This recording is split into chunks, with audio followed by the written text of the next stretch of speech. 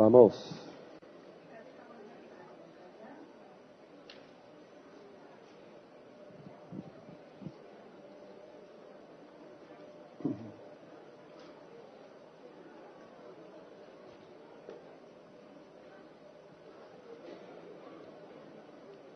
A few more seconds.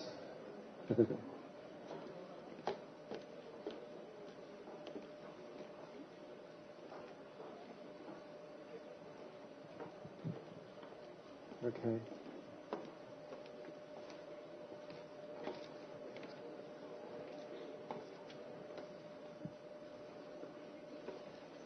Okay, here we go. While I was learning and understanding this information, which began in 1971,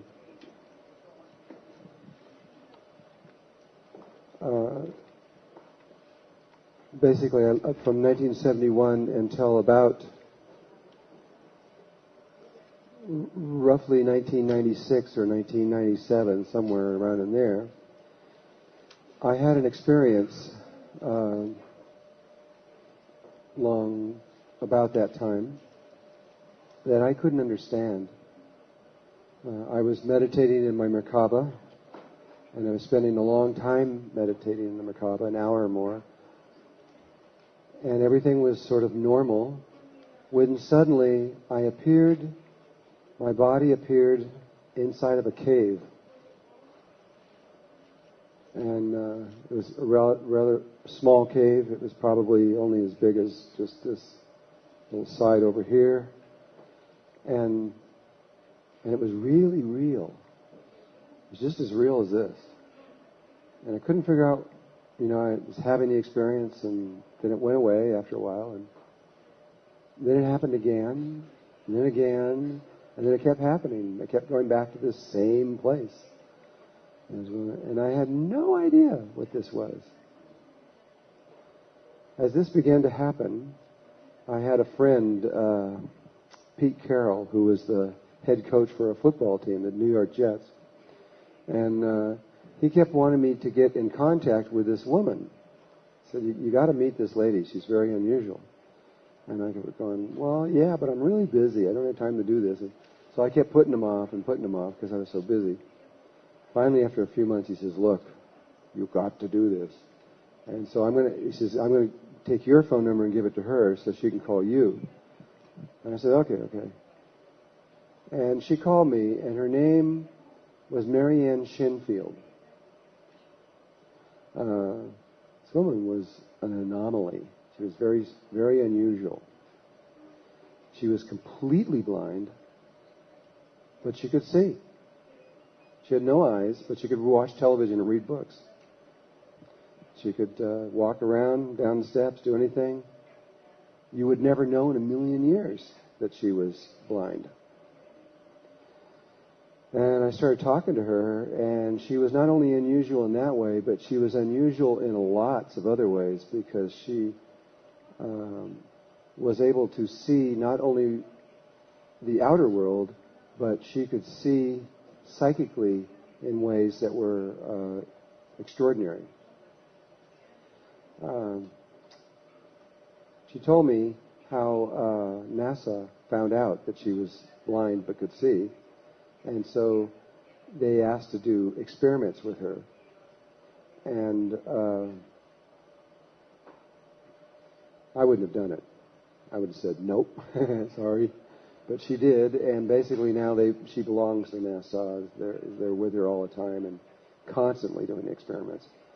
But one of them was when, in the very beginning, they asked her, okay, well, you can see, but what's going on in there? And she says, well, it's hard to explain, but I'm floating through space.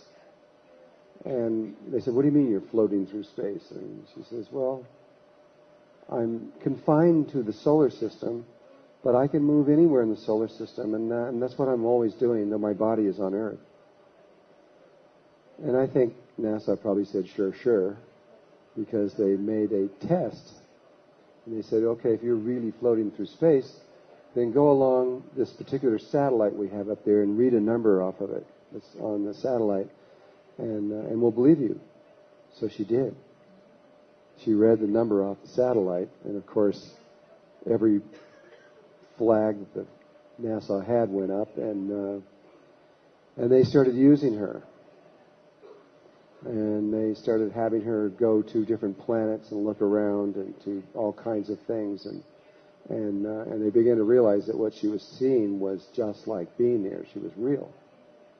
At the time that I met her was when those 21 fragments of a planet of rock came through asteroids, and they were the ones that went around the sun and came back and went and slammed into the surface of Jupiter.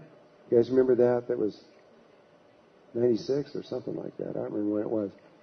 And she was working with NASA at the time. She was going up to each one of those fragments, right up to them, and looking at them and describing them to NASA. So I'm talking to this lady on the phone, and I ended up talking to her for 4 months, and for about once a week for about 2 hours. And it was fascinating. It was absolutely. I've never met anyone like her. I've met people since then, but this was the first one I've ever met. And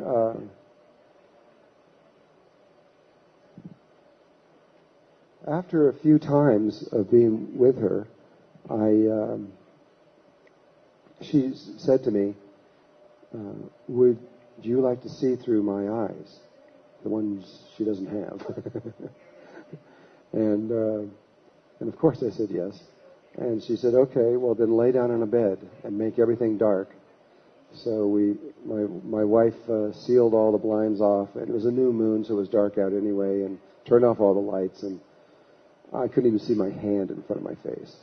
And then she had me prop the telephone up on a pillow so that I could completely relax while I was doing it. And then it took a while. It took maybe 10 minutes of her saying, "Do you see yet? Do you see yet?" I'm going, "No, I don't see anything." When suddenly, just like a light switch coming on, this phenomena took place. Sitting in front of me, maybe only this far in front of me, was a television screen or a computer monitor, whatever you want to call it, but it was like in that shape. It was about that big. And when you look, but it was really more like a window, because when you look through it, it was just like looking outside, only instead of looking outside, I saw stars. It was just the same stars I see up here, but I could look through and see the stars. And around this television screen were little tiny TV screens that were about 2 inches by 3 inches. And they were mounted all around the outer edge of this screen. And they had images that were moving on them very, very fast. I mean, they were just going flick, flick, flick, flick, flick, flick, flick, flick. About as you could recognize them, but as they were moving as fast as you could possibly recognize and still see what they were. And she drew my attention to the top right-hand one up here. She says, "Look at that one." I'm looking at it, and there were images of real pictures of like trees or animals or chairs or things mixed in with geometrical images. They were shuffled together, moving really fast. And she said, "That window tells me what's around my body on Earth. So I can look at that and watch television or read a book or walk around or open a refrigerator because I know what's around my body." And she then told me the window on the bottom left side. She only told me 2 windows out of all these windows. And this one over here, she says, "This is how I talk to my brothers and sisters." Well, there were ETs on this thing, and so what she was talking about is other ET races she could communicate through here. And let me make a long story short. Basically, I had a long experience with her. It was about 2 hours long, and I was looking through her eyes. We went down, we looked at the comets, and we saw all these different things happen. And then after that, she only did this one time. And then after that, we communicated in images and mixed in with geometrical images. That was the whole communication. It was a kind of a strange thing talking to somebody. She'd say, "Okay, icosahedron, and now a tree," and things like this. And she'd make me draw them down. And somehow I just knew what she was talking about on really deep levels this way. And then after 4 months, it ended. We both agreed that we were done with whatever we were doing. She left. I've never seen her since. But this phenomena of seeing this inner screen with these little screens around it, that was I got a lot of very unusual experiences. I don't know how I got them, but I've got them. And I've got this little file I call my weird file. And I put these kind of things away. I don't discount them or anything, but I just wait to see if they'll just connect with something else on some other level, because I couldn't tie what she was doing into anything else that I knew. Several years went by, maybe 3-4 years went by, and I was here in Mexico giving a workshop. It was I think it was an Earth Sky workshop, which is an advanced level of the Flower of Life. And I was talking about another phenomenon that was going on in China. In 1974, the Chinese government discovered this young Chinese boy, I think he was about 10 or 12 years old, who could see with his ears. He could see with his ears just as well as you could see with your eyes. They could seal his eyes off. They could duct tape them off. And he could still see perfectly just by turning his ears around and seeing. Well, if it was only one kid, then that would be kind of like Mary Ann Shinfield. It would just be one person. But they then found another one. And then another one, then another one. And then they started finding ones that could see with different parts of their bodies. One could see with his ears, one could see with the tip of his nose, one could see with his mouth, at the tip of his tongue. Others could see with their armpits. Some could see with their feet or their hands. Some could see with their hair. I think those are all the different parts that they could see with. And so they would choose different ones. And some could see with more than one part. Some could see with 2 or 3 different areas of their body at once. Sounds outrageous, but this phenomena is not. It's absolutely scientifically documented on every level of science within our world. It's now been documented through Nature Journal, which is one of the most prestigious journals in the world, as well as Science News and Omni Magazine, and on and on and on, that have they don't understand it, but they have documented that it's fact and it's true. They've now found 100,000 children that can do this. It's not just 2 or 3, and they're still showing up in mass now, more and more and more.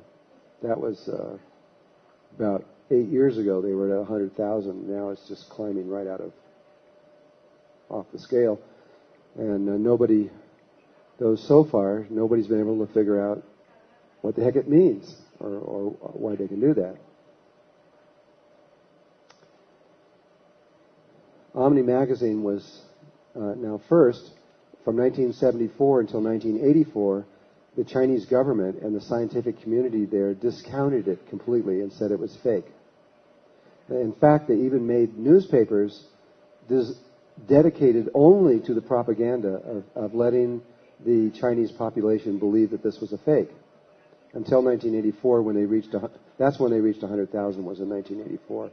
And then there just became so many of these kids everywhere that were doing it that they finally gave in and realized that it was true. And that's when the rest of the world began to realize it was true. And then they, instead of denying it, they began to make schools to collect them, to begin to study them. And then once they collected them up, they began to find out that these kids could not just see without their eyes. They can do anything they thought of. They could just think of something and just do it, even if it broke all the laws of physics in ways that we can't even understand. They had one kid who was able to put, and this is what, under scientific scrutiny, the scientists would put a table out here, And the kid had to stand across the room, not near it. The scientist would take a bottle of pills that was sealed and put it in the middle. And then they were to put an object off to the side, like a coin or a marble or something. And then this little kid, who's like 6 years old, would come over here and go, okay, now. And all the pills would go right through the glass without breaking it and stack up on the table. And then the object would lift up in the air, float over to the bottle, and go right into the sealed bottle, and it's totally sealed. One kid did it, then another, and then another, then 100, then 1,000, and finally 5,000 Chinese kids were able to duplicate that. It's all been documented with science. And then it started to get more and more outrageous. Then this little girl said, oh, I can do another one. She was 6 years old. And she made an audience come together of about 1,000 people. And as they walked in, she gave them a rosebud, a tight rosebud. Small, tight little rosebud. And they didn't know why they were getting these. And they all sat down. And she came on stage and said, okay, hold the rosebud up. And everybody held the rosebud up. And she said, okay, now. And all the rosebuds opened up. Can't be a trick. How did she do that? And then it just kept going, and it kept getting more and more outrageous.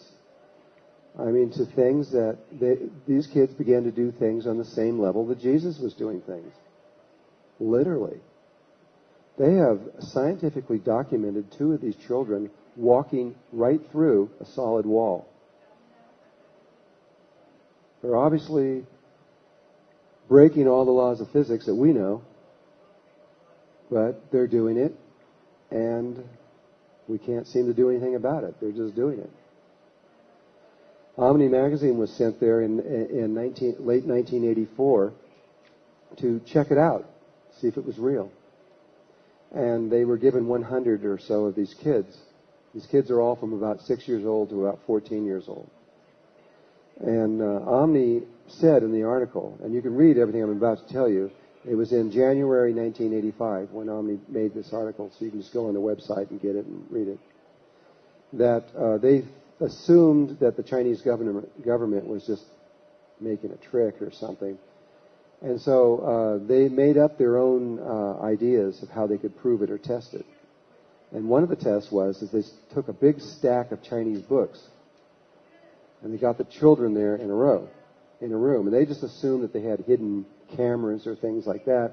So they just pulled a book out at random, flipped open a random page, and before anybody could see it, just ripped it out, crumpled it up, and stuck it under their arm, then walked over to the kids and put it under their arm while it's still in their hand and no one can see it, put their arm down. Every one of these kids could read that page, both sides of it, perfectly. Over and over and over, 100% accurate, not even with a tiny error or once. And they kept making all these kinds of tests going, well, what is this, I mean, this is not normal psychic ability. This is, usually most psychics are like 60% right or 80% right. They were 100% right every time, whatever they did. So anyway, I was in Mexico giving a workshop here. And I was talking about these kids in China, and what was written up about them. And a young lady, 18 years old, a Mexican girl from Mexico City, she goes, oh, I can do that stuff. And we go, you can? She goes, oh yeah, I do it all the time. I've been doing it for years. She says, would you like me to show you? And we go, I'm going to say no, Yeah, of course. So she came up, and her name was Inga. She was dressed in all white. She was beautiful. And she came up, and I says, okay, it's all yours. Here's the stage. And so she sat down. She says, okay, first of all, are there anybody in here that's skeptical that doesn't believe that I can see without my eyes? And everybody sat there. And finally, 2 young men stood up. I said, oh, come on. You can't see without your eyes. And she goes, well, would you 2 come up here then? And she sat them down and says, here's what I'm going to do. And she took tissue paper and put it in their eyes and then had this long gold scarf and wrapped the scarf around and around and around their eyes with a tissue paper so nothing would go out until she said, "Now, can you see?" And the guy goes, "No, I can't see a thing." Okay. And she did it to the other guy. He says, "Can you see?" And he goes, "No, I can't see a thing." She says, "Okay, do it to me." So they put the tissue paper into the eyes and wrap this thing around and make sure it's not there. She says, "Are you satisfied that I can't see?" They go, "Yeah, I don't think you can see." And he says, "Okay." So they went back and sat down. And she says, and I didn't know what she was going to do. I had no idea. And she says, "Would somebody give me a photograph?" And so a woman just reached in her purse and pulled out a photograph and handed it to her. It was handed to her upside down. She immediately turned it right side up, and her finger went like this. And so then she describes the photograph as though she's just looking at it perfectly. It was a couch sitting in a living room with 4 people on the couch with just a photograph. I mean, a painting behind the couch, and it was not just an ordinary photograph. And so she describes it in detail: the color, the people. There were 3 females and a male, like that. And she says, and I thought that was it. I thought that was it. And I started to reach for the photograph, and she said, "Is there anything you'd like to know about this photograph?" And the lady says, "Well, what do you mean?" She says, "I can tell you anything. I can tell you who took the photograph, what their name is and their phone number is, and what they were thinking at the time, if you want. I can walk through your house. I can tell you where your house is.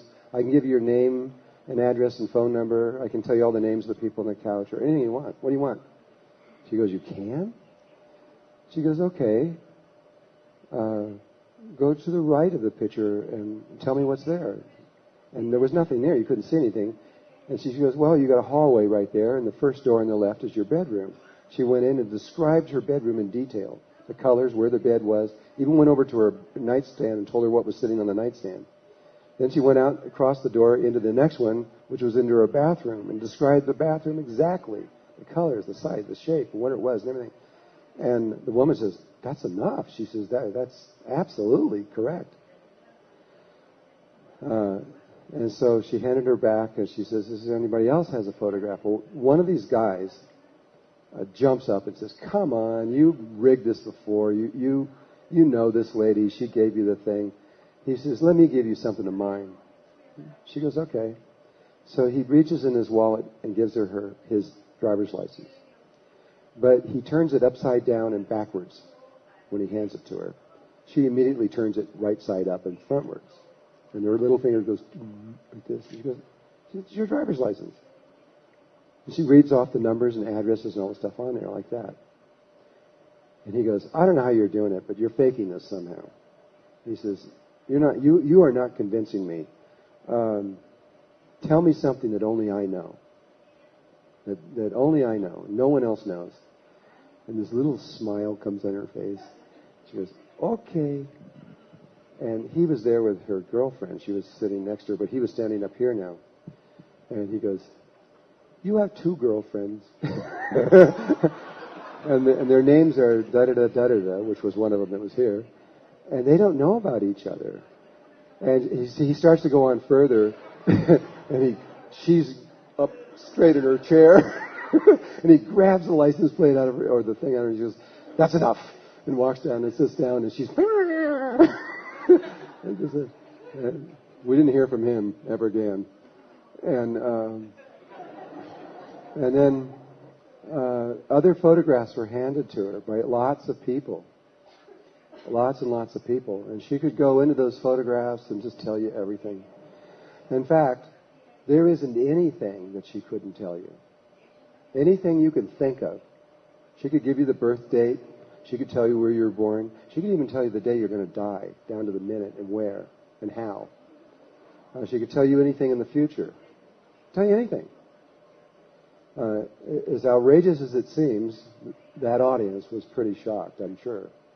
Well, later, I brought her to my house. We've become very good friends, and along with her mother, Ema. And I, for 3 days, I performed all kinds of experiments. And some experiments that were, you just couldn't fake, not in a million years. I had a whole bunch of bottles of water that we were analyzing. And they were just lettered A, B, C, D, like that. And they all looked the same, except in them were different chemical makeups.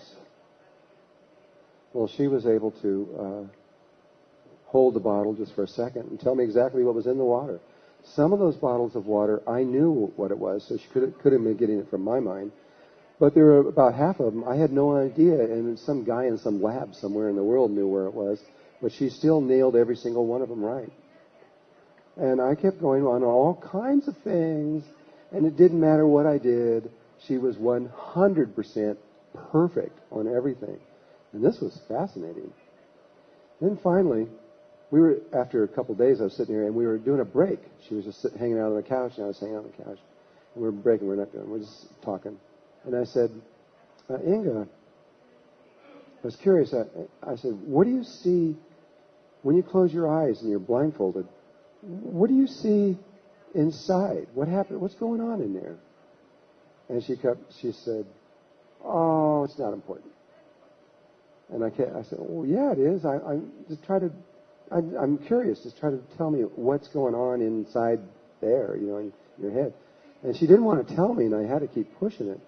And finally, like about 10 minutes of pushing her, she says, well, it's weird. That's why I don't want to tell you. It looks like a little computer screen inside there with these little tiny computer screens around the outside.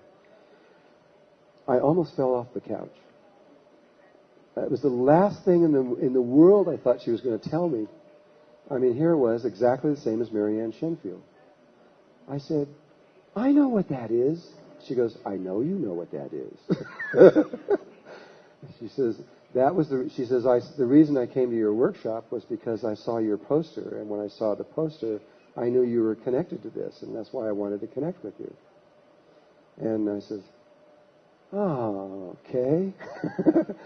And so when she left, after she left, then I'm thinking, well, do all the kids in China also see this inner screen? So there was a book written about these kids in China called China's Super Psychics. And it was written by a man named Paul Dong. So I found out where he was, and he was in California. He was 72 years old, and I called him up. Really nice guy. We talked for about 2 hours, and it was really, I got lots of good information. But somewhere in that conversation, I said to him, Paul, you've been studying these kids for 15 years or so. What do they see inside their head? And he went through the same thing. He didn't want to tell me. And finally he says, well, I don't really know. I've never experienced it, but a lot of these kids tell us they see some kind of computer screen or television screen inside their head. And I said, they have these little windows around the outside. And he goes, I don't know anything about that. All they say is it's some kind of screen that they see inside their head. And I'm going, and so now all of my little wheels in my head are going, wow, I know what this is. And it's all tied to darkness. They go in and they seal their eyes off, just like Marianne Shenfield, who was blind. They don't want any light. Not any. They don't want one photon getting in there if they can. They want it completely dark. And this is a huge key in the new consciousness that's unfolding. I found out from her that there were 2 schools here in Mexico City that teach this, and that she had over 1,000 friends that could do this in Mexico City. Other Mexican kids that were able to see with their hands or their feet or other levels and could know anything about what they're looking at. Then I found out that there were 3 schools in Russia, and I was able to do research when I was in Russia around all of this, and they've known about it for a long time. They're far more advanced in Russia over Mexico or China. They've got kids there that can do things that these kids have never thought about. That's the whole thing. One kid has to think of something, and then once they think of something, then all the other kids says, "Oh, I can do that," and they can do the same thing. It's just like they just have to imagine something, and then they're there. They're there. The kids in Russia can just pick up a book, hold it for a second, and they got the book, not only on their inner screen like a computer where they can scroll down and look at it, but they instantaneously know everything that author knows about that subject. They know it all. Whatever he knew, or she knew, they know. And lots and lots and lots. I mean, I'm just touching on some of the subjects of what they've done. The Chinese are even able to change DNA molecules just by looking at them. And they through scientific study where they're looking at the molecule, and the kids just look at it, and they can actually alter the codons and everything inside that, which implies awesome possibilities of evolution. So at any rate, to make a long story short again, these kids are beginning to pop up everywhere, and it's all tied to an ability to see in darkness rather than in light. With a lot of research and a lot of study, since I know this is true because I had the experience, it's not like I'm guessing. I know, I understand what they're doing. I've been doing a lot of research around this. Recently, I took a group through the Four Corners area of the United States, doing ceremony with the Anasazi Indians. And when I was in the Navajo Nation, we were going into something called Antelope Canyon. And it belongs to the Navajo Nation, and it's one of the most remarkable places I've ever been in my life.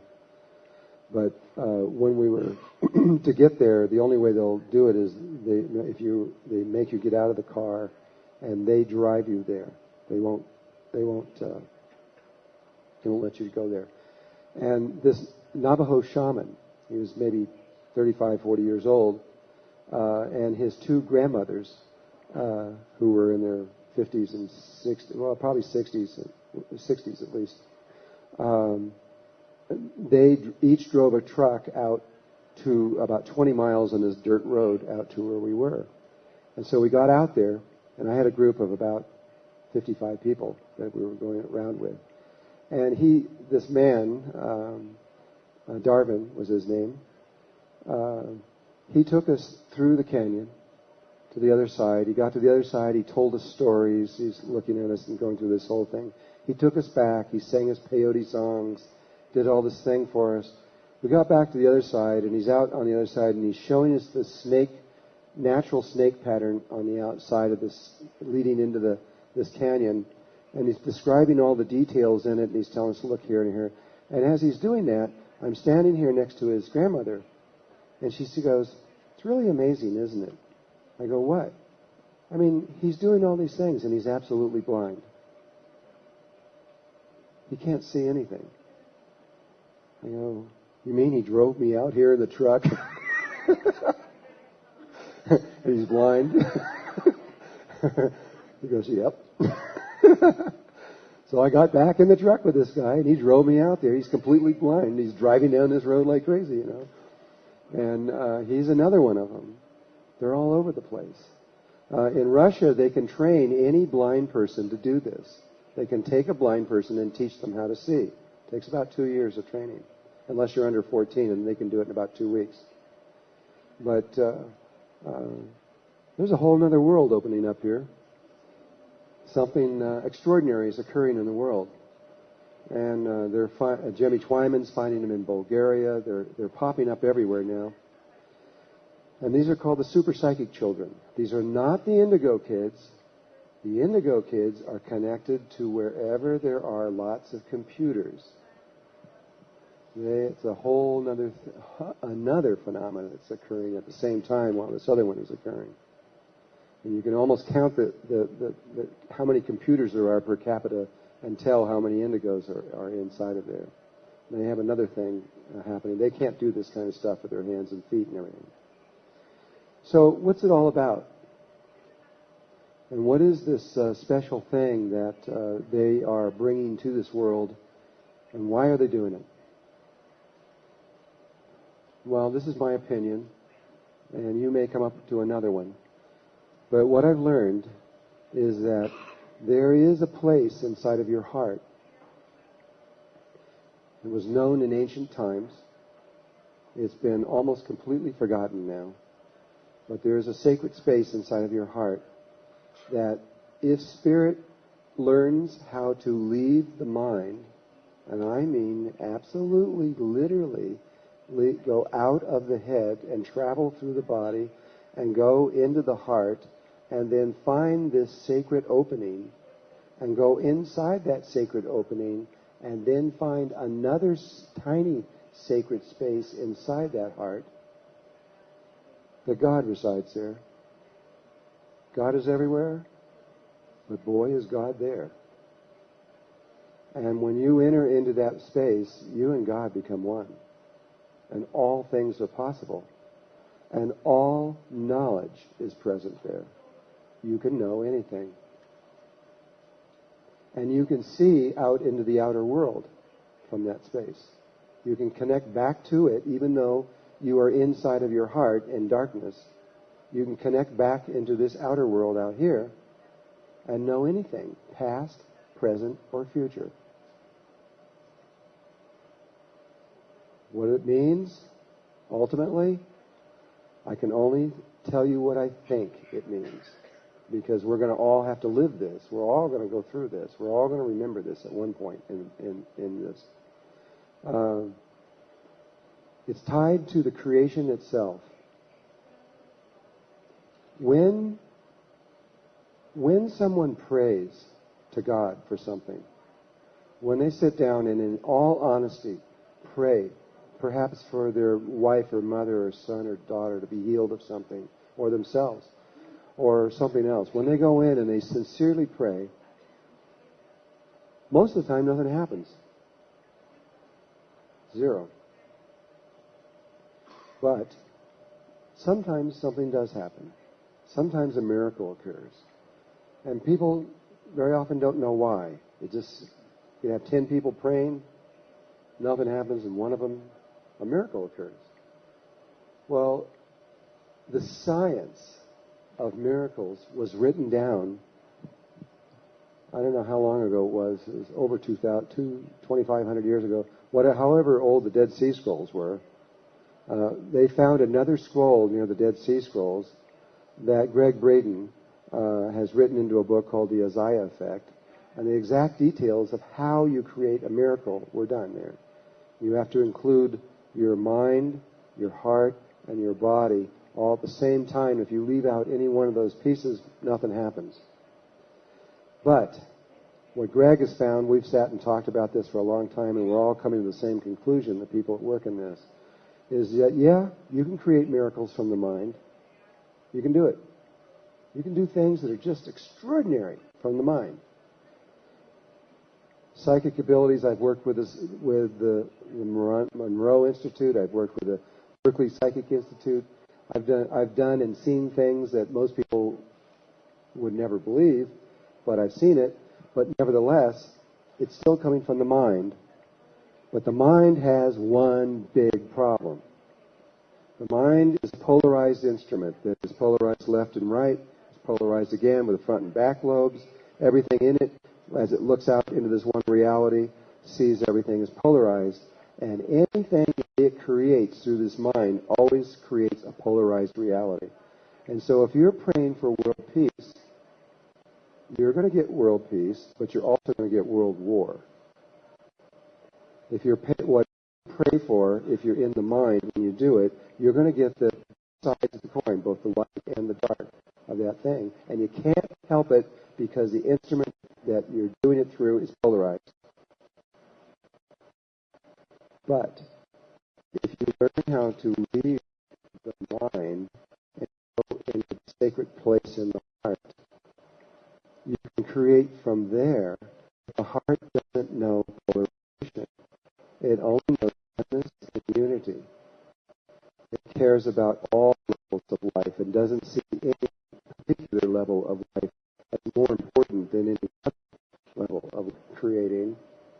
doesn't have any thought patterns or logic in it at all.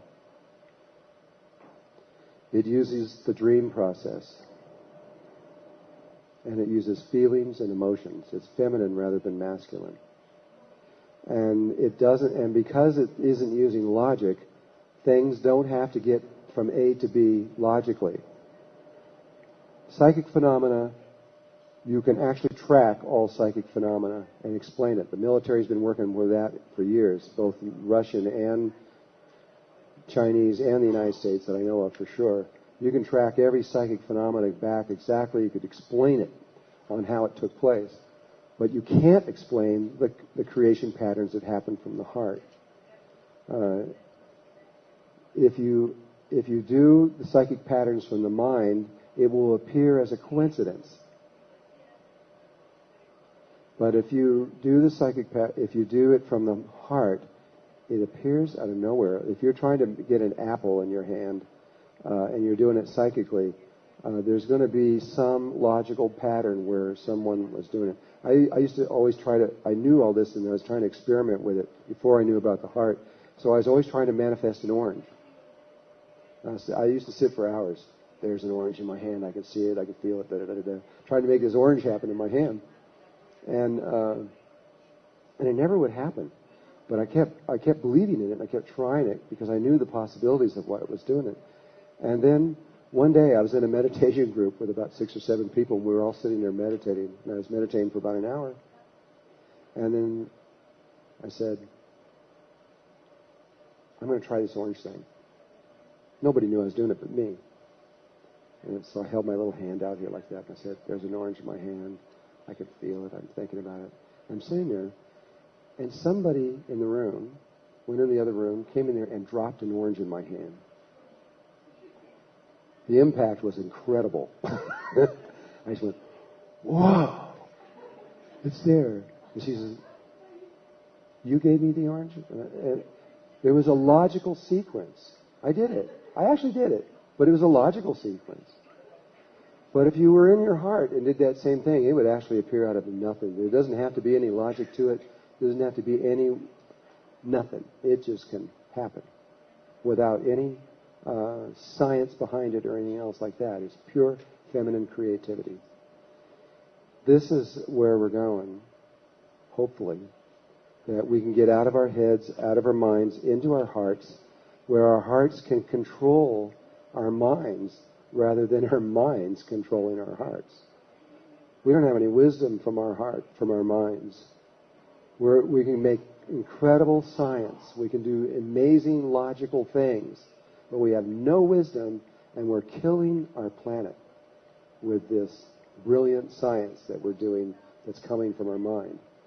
But we could do the same science and the same things from within our heart. Wouldn't do any harm to anybody, anywhere at all. So there is a way, and I can't explain it now, but there is a way where your heart can gain control of the mind. And that's what this workshop that we're about to go into is. I mean, all I can do is give an introduction right now. I can't take you down into that place. It takes 3 days to get there, so I can't do it. I know of. But just with what I'm talking about, you've seen all this logical stuff. You've seen the stuff of the mind. The Merkaba is of the mind also. But the toroidal fields, I'll just tell you the secret, the toroidal fields of the Merkaba, of the mind, and the toroidal fields of the heart. Yes, the heart has toroidal fields. Stanford University has scientifically proven this. They found that the most powerful electromagnetic field that's emitted from the human body does not come from the mind, but comes from the heart. And it's big. It's an electromagnetic field that extends 8 to 10 feet out from around the body, and it's in the shape of a torus. Again, that donut shape. And the axis runs down right through the heart, which happens to run exactly through the sacred space, because that's the generator of it. And so you have the axis of the Merkaba right over here. At one point in the development, the axis of the heart and the axis of the Merkaba link, and the Merkaba fields synchronize, And this phenomena takes place, which is the next level. It's the second level of the Merkaba. And this is what we're in the process of learning how to remember what this is about. Finally, there will be a third level that's coming, that it may not be me, it might be you, it might be someone in the world that will understand it. But once the heart links with the mind and gains control of the mind, then the sexual energy of the body takes on a whole new purpose and meaning. What's associated with creativity, the creation? How is a new human being born? It's through conception, and it's through sexual energy that takes place. When sexual energy is used in a very pure way, used through the heart patterns and through the mind of the Merkaba, true creation can actually take place. Anything is possible at that point. And this is where we're leading to. And this is how we're going to get out of these problems that we've got, that we have created in our mind. I wish I could go deeper into all of this, but I really can't without a lot more training that I could take you through. But it's all I can do right now. Now, there is one thing, and I've been asked to do this. One of the problems of people being able to get into the heart, no matter how much study you do or how much work you do, what I've discovered is that some people can't get in there because they have emotional trauma in their heart. They've been rejected by a mate, or they've had a divorce, or something's happened that has hurt so bad that they've sealed it. And when they go into their heart, they feel that pain, and they go back out and they go, I can't go in there, it hurts. And so in many different shades of that same experience, for one reason or another, they can't get in there. And the only way that we can get them in there is through healing the emotional heart of their heart space. And so we've developed a system in the school to do that, but it's not real good.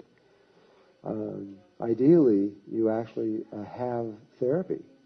You go through therapy to solve the emotional problems before you begin to do this heart work. This would be the most perfect thing to do. And there are many really good people out there in the world. We're very fortunate now because they're all over. The science has been developed very high.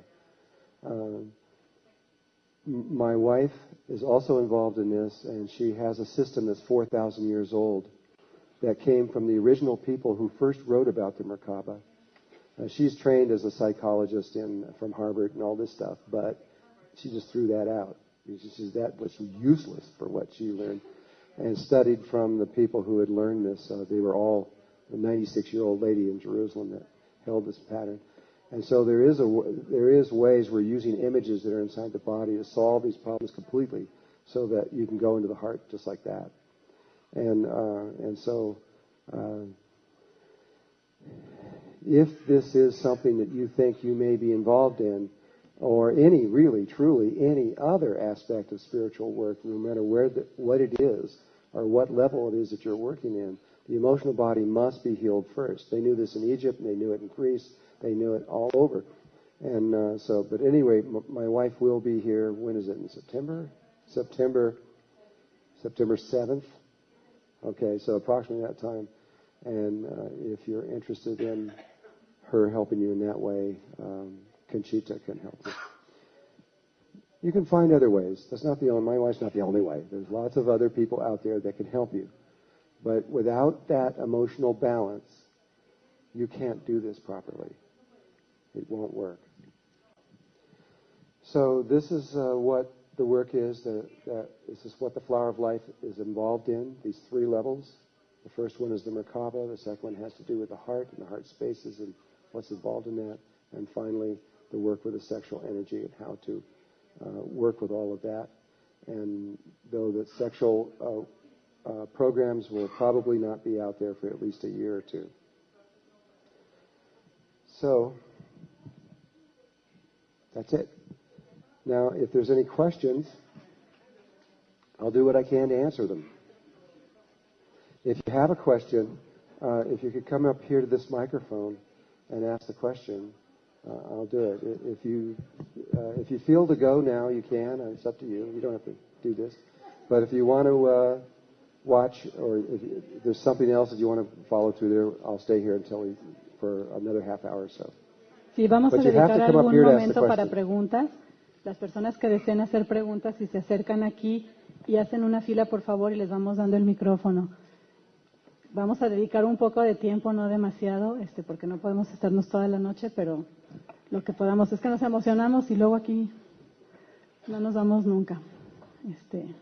Si alguien quiere acercarse. Yo quería saber un poco de los niños índigos. The indigo children are, okay, if you look at the mind, it's divided into the left and the right side. The left side is male and logical. The right side is female and emotional. The planet, Earth, is divided in the same way. It's not a straight line, but there are areas of the Earth that are associated with the left brain and areas that are associated with the right brain. Like India and Tibet are in the right brain, and the United States and Germany are definitely in the left brain. And what's the psychic children that we have been talking about that can see with their hands and feet